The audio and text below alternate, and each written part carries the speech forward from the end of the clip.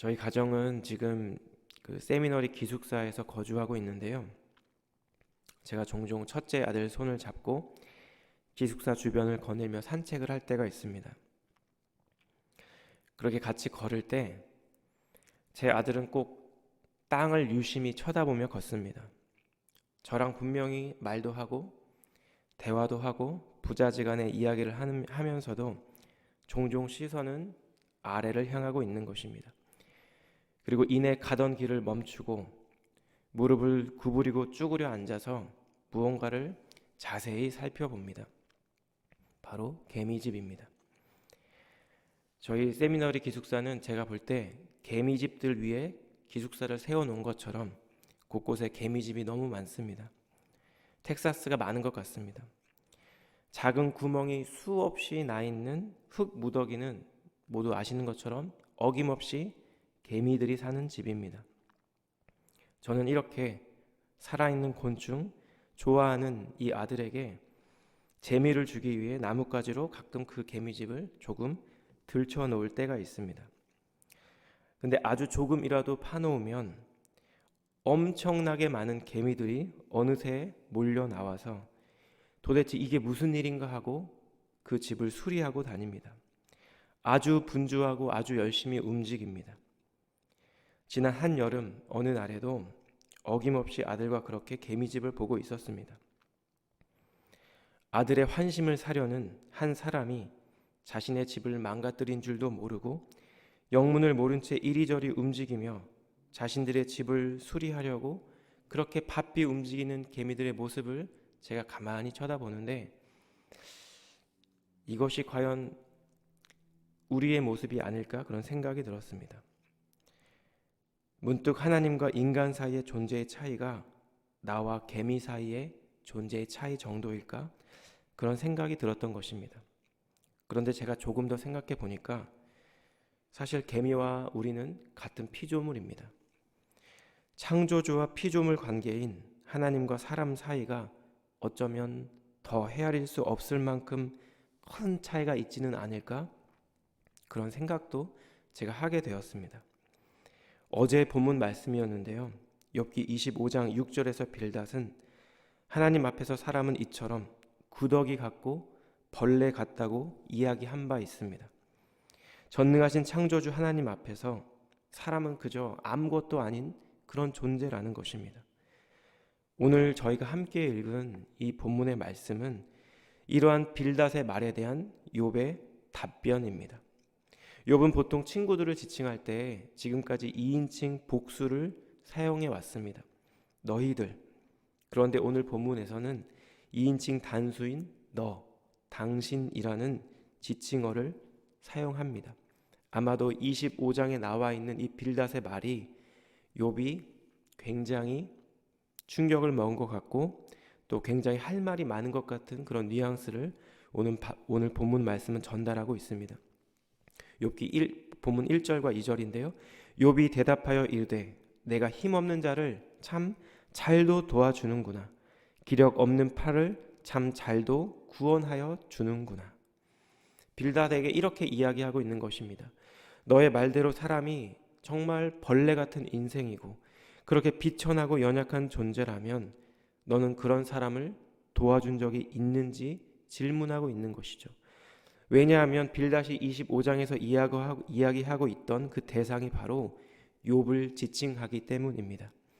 빌닷이 말한 대로 고난 가운데 있는 욥은 힘 없는 자이고 기력 없는 팔과 같은 그런 존재입니다. 그렇다면 빌닷은 욥에게 정말 도움을 주고 있을까요? 참된 지혜로 그를 가르쳐 주고 있을까요? 3절과 4절인데요. 지혜 없는 자를 참 잘도 가르치는구나. 큰 지식을 참 잘도 자랑하는구나. 내가 누구를 향하여 말하느냐? 누구의 정신이 내게서 나왔느냐? 25장에서 빌닷은 하나님께서 창조주 되시며 그런 거룩하신 하나님에 비해 피조물뿐인 인간의 존재를 논한 바 있습니다. 그런데 빌닷의 이 말에는 하나님 앞에서 빌닷 자신도 구더기 같은 사람, 벌레 같은 인생임을 고백하는 겸손함이 보이지 않는다라는 것입니다. 마치 자기 자신은 예외인 것처럼 욥, 너의 모습을 봐. 하나님이 얼마나 높으신 분인 줄 모르고 있느냐고 지금 따지듯이 묻고 있는 것입니다. 그렇다면 오늘 이 본문의 말씀에 나와 있는 욥이 이해하고 있는 하나님은 어떤 분일까요? 5절 이하에서 욥은 자신이 이해하고 있는 하나님에 대한 자신의 생각과 이해를 밝히고 있습니다. 욥은 먼저 하나님의 통치 범위를 얘기하고 있는데요. 우리가 경험하고 있는, 인식하고 있는, 살아가고 있는 이 산자들의 세상만이 아니라 죽음의 세계인 스오레까지 주님의 통치가 미치고 있다라는 것을 말하고 있습니다. 5절과 6절의 말씀입니다. 죽은 자의 영들이 물 밑에서 떨며 물에서 사는 것들도 그러하도다. 하나님 앞에서는 수월도 벗은 몸으로 드러나며 멸망도 가림이 없음이라. 산 자들의 세상이든 그리고 죽은 자들의 세상이든 하나님의 주권과 통치를 벗어난 곳은 없다라는 것입니다. 7절과 8절에서 욥은 이제 천체에 나타난 하나님의 창조 권능을 얘기하고 있는데요. 7절과 8절입니다. 그는 북쪽을 허공에 펴시며 땅을 아무것도 없는 곳에 매다시며 물을 빽빽한 구름에 싸시나 그 밑에 구름이 찢어지지 아니하느니라. 욥기에는 종종 지구 과학에 대한 여러 지식들이 소개되고 있습니다. 예를 들어서 본문 7절 말씀은 지구가 우주 공간에 떠 있는 그런 모습을 묘사하고 있는 표현입니다. 8절에서 하나님께서 물을 빽빽한 구름에 싸신다는 이 표현은 구름에서 비가 내리는 현상을 묘사하고 있는 것입니다.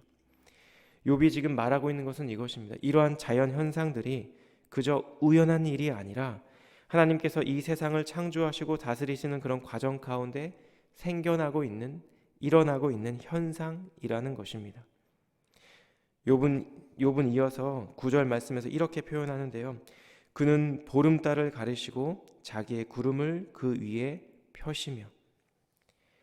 이 9절의 보름달로 번역된 단어는 보좌라는 단어로도 번역될 수 있다고 합니다. 그래서 우리말 성경은 이렇게 번역해 놓았습니다. 또 그 보좌 앞을 가리시고 그 위에 그분의 구름을 펼쳐 놓으신다. 하나님께서 자신의 보좌를 구름으로 싸고 계시다라는 것입니다. 욥은 이제 이러한 하나님의 통치 범위가 수오레에서뿐만 아니라 그리고 자연 세계에서뿐만 아니라 영적인 세계까지 미치고 있다라는 것을 고백하는데요. 12절과 13절 말씀인데요. 그는 능력으로 바다를 잔잔하게 하시며 지혜로 라합을 깨뜨리시며 그의 입김으로 하늘을 맑게 하시고 손으로 날렵한 뱀을 무찌르시나니. 12절의 라합은 욥기 9장 13절에 이미 언급되었던 존재입니다. 이 고대 근동 사람들에게 바다의 괴물로 여겨졌던 그런 존재라고 합니다. 또 13절에 언급된 이 뱀은, 날렵한 뱀은 이 고대 근동의 사람들이 태양을 몸으로 감아 일식을 일으키는 그런 존재로 이해하고 있는 존재입니다. 그러니까 하늘의 괴물입니다.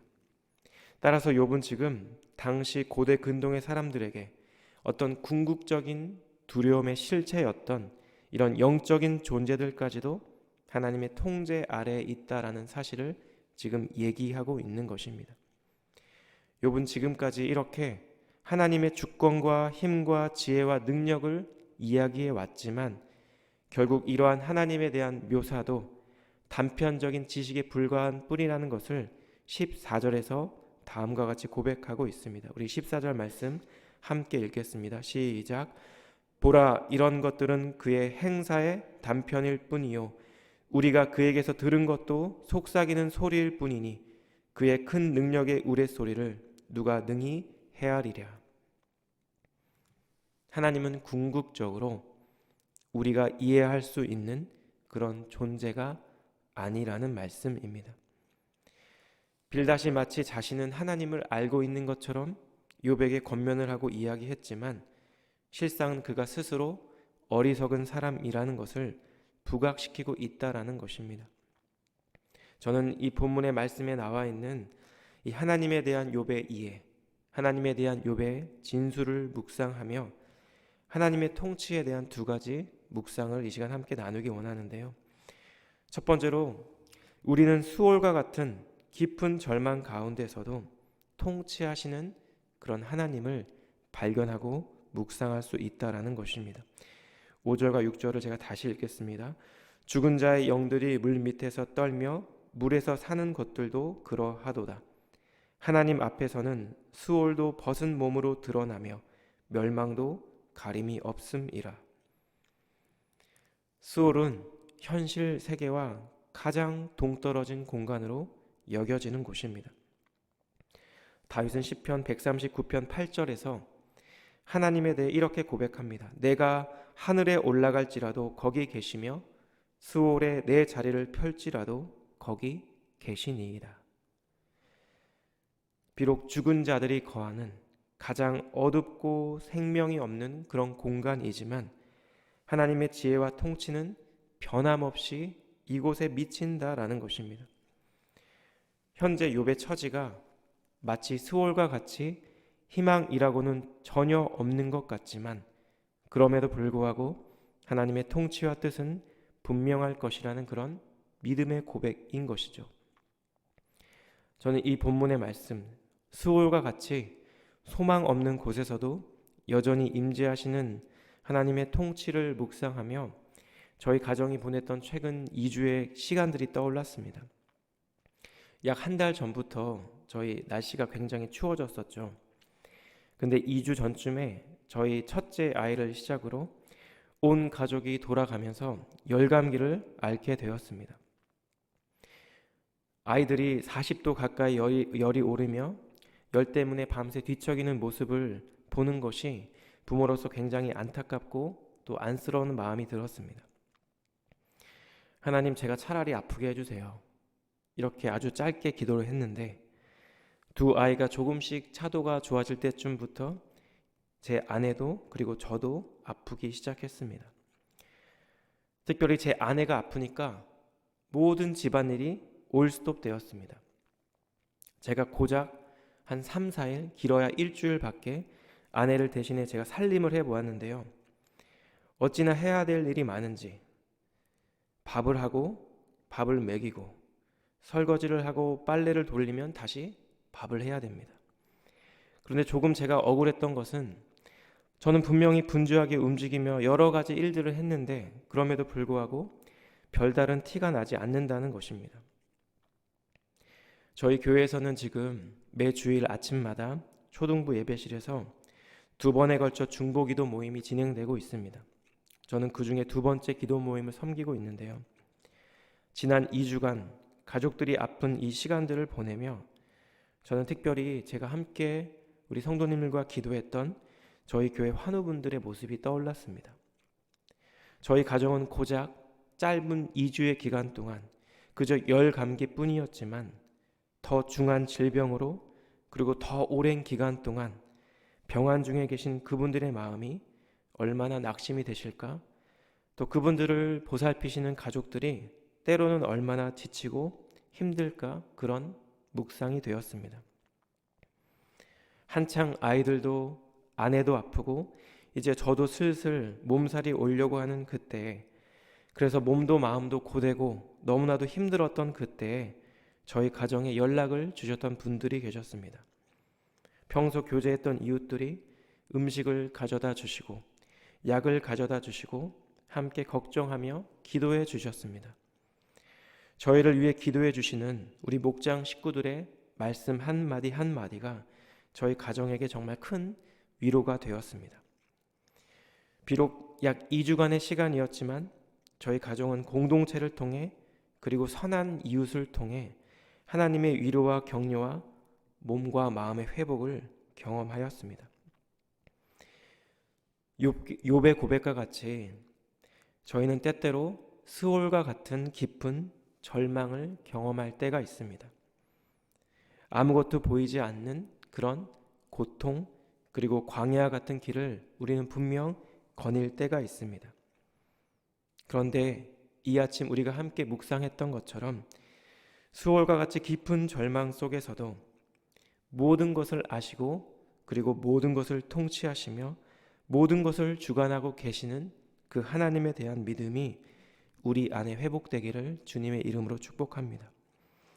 우리 삶의 어떤 자리에서도 하나님께서는 우리를 결코 놓지 않으시고 우리의 삶을 붙들고 계시며 우리를 인도하고 계실 줄 믿습니다. 이러한 믿음으로 주님께 소망을 두는 사람, 그런 복된 인생길이 우리 사랑하는 성도님들의 인생 되기를 우리 주님 이름으로 축복합니다. 두 번째로 본문의 말씀을 통해 우리는 우리의 눈에 보이는 자연현상 뿐만 아니라 영적인 세계까지도 통치하시는 하나님을 발견할 수 있습니다. 욥은 본문 7절 이하의 말씀에서 하나님께서 이 세상을 창조하신 창조주일 뿐만 아니라 모든 만물을 다스리고 통치하시는 그런 분이라는 사실을 고백합니다. 하나님의 이와 같은 창조 사역을 다윗은 시편 8편 3절에서 이렇게 노래했는데요. 주의 손가락으로 만드신 주의 하늘과 주께서 베풀어 두신 달과 별들을 내가 보오니. 하나님께서 친히 주님의 손가락으로 만드시고 통치하신다라는 것입니다. 1950년대 이후에 과학자들은 우주에 생명체가 발생하고 그리고 더 나아가서 지속적인 생존이 가능하기 위해서는 여러 개의 물리 상수가 아주 미세한 특정 범위 내에 있어야 한다는 과학적인 발견을 하게 되었습니다. 이런 개념을 미세 조정 우주라고 표현합니다. 그런데 반종교론자이자 노벨상 수상자인 스티븐 와인버그라는 저명한 과학자가 이렇게 얘기했습니다. 우주의 물리 법칙과 초기 조건이 우주를 관찰할 존재를 허용하는 것이 얼마나 놀라운 일인가. 우리가 알고 있는 여러 개의 물리 상수 중에서 하나라도 그 값이 다르거나 범위가 늘어났다면 생명은 발생할 수 없었을 것이다. 저희는 우주로 사람을 보내는 우주 왕복선을 보거나 사람을 태우는 자동차를 보면 우연히 만들어졌다고 이야기하지 않습니다. 같은 방법으로 같은 마음으로 이 세상 역시 창조주 하나님에 의해 만들어졌고 그분의 선하심과 완전하심을 따라 온전히 통치되고 있다라는 것입니다. 그런데 욥은 이러한 하나님의 통치가 이 세상의 하늘과 땅과 해와 달과 별뿐만 아니라 영적인 세계에서도 동일하다고 이야기합니다. 12절과 13절인데요. 그는 능력으로 바다를 잔잔하게 하시며 지혜로 라합을 깨뜨리시며 그의 입김으로 하늘을 맑게 하시고 손으로 날렵한 뱀을 무찌르시나니. 제가 읽어드린 이 본문에 등장하는 라합과 날렵한 뱀은 모두 공통점이 있습니다. 그것은 바로 당시 고대 근동 사람들에게 근원적인 두려움을 안겨다 주었던 그런 영적인 실체라는 것입니다. 그런데 또 다른 공통점이 있는데요. 그것들은 둘 다 하나님의 통치와 통제 아래에 있다라는 것이죠. 욥기 1장과 2장에서 하나님께서 지정한 범위 안에서 사단이 욥을 시험하고 그에게 고통을 가할 수 있었던 것처럼 악하고 영적인 세력도 하나님의 분명하신 통치 아래에 있다는 것을 욥은 지금 말하고 있는 것입니다. 이와 같은 하나님의 모습, 이 세상을 통치하시고 자연 만물을 주관하시며 영적인 세계까지도 주님께서 통치하시는 이런 하나님의 모습은 예수님의 공생의 사역 가운데서도 여러 번 발견되는 그런 모습입니다. 예수님은 바람과 바다를 꾸짖어 잔잔하게 하셨고 수많은 귀신들을 내어 쫓으셨으며 많은 질병을 고쳐주셨습니다. 그리고 마침내 십자가에서의 죽음과 부활을 통해 사단의 세력을 물리치셨을 뿐만 아니라 인간에게 내려진 죽음의 저주를 끊어주셨습니다. 우리 주님은 온 만물과 이 세상과 모든 영적인 세계를 다스리시고 통치하시며 심판하시는 주권자라는 것입니다. 사랑하는 성도 여러분, 그렇기 때문에 우리에게 필요한 믿음은 무엇일까요? 악이 흥왕하는 것 같고 선이 악에게 지는 것 같고 우리의 삶은 고통 가운데 있는 것 같고 이 세상의 불의함을 마주하는 그런 경우도 있을 때마다 우리가 절망하지 않을 수 있는 이유는 우리 주님께서 지금도 여전히 통치하고 계시며 온전한 승리를 이루실 것에 대한 믿음이 우리 안에 있기 때문입니다. 저는 이 설교를 준비하고 이 본문의 말씀을 묵상하고 하나님의 통치하심에 대해서 생각하며 약 2주 전에 우리 주일 예배를 마치고 함께 결단하며 불렀던 찬양이 떠올랐습니다. 하나님께서 지금도 여전히 일하신다는 이 찬양의 가사의 고백 때문이었는데요. 제가 잠시 읽어드리겠습니다. 날이 저물어 갈 때, 빈들에서 걸을 때, 그때가 하나님의 때, 내 힘으로 안 될 때, 빈손으로 걸을 때 내가 고백해 여호와 이래. 우리 모인 이곳에 주님 함께 하시네, 누리네 아버지 은혜. 적은 떡과 물고기 내 모든 걸 드릴 때 우리 고백해 여호와 이래. 주가 일하시네, 주가 일하시네, 주께 아끼지 않는 자에게. 주가 일하시네, 주가 일하시네, 신뢰하며 걷는 자에게. 우리의 인생길 가운데 우리가 빈들에서 걷는 것 같고 광야를 걷는 것 같고 폭풍 속을 헤매는 것처럼 느껴지는 그때에도 하나님께서 여전히 일하고 계시고 통치하고 계시고 우리의 삶을 인도하고 계신 줄 믿습니다. 이 세상을 창조하셨고 그리고 통치하시며 다스리시는 하나님께서 바로 나의 하나님이시라는 이 고백이 우리 안에 있는 귀한 아침 되기를 우리 주님 이름으로 축복합니다. 이러한 믿음이 우리 안에 있을 때 우리의 삶이 어떤 고난의 자리에 있다 하더라도 주님의 선하심을 따라 신실하게 일하시는 우리 주님의 동행하심이 우리의 삶 가운데 함께 있을 것입니다.